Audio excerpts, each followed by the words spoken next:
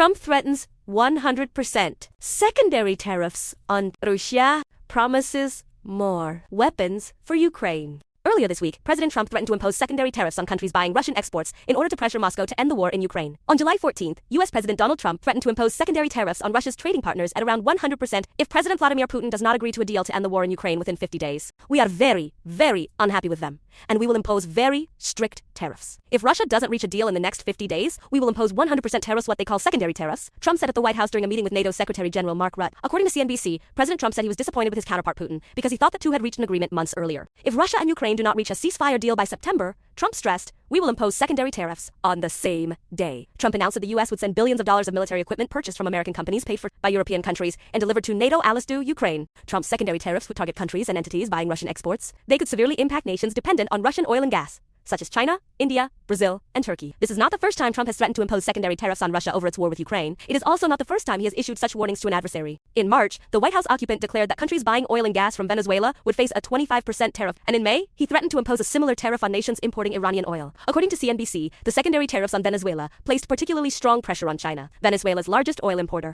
However, Trump's comments earlier this week escalated the threat against Russia with a September deadline. It remains unclear which specific products would be affected by the latest secondary tariff threat.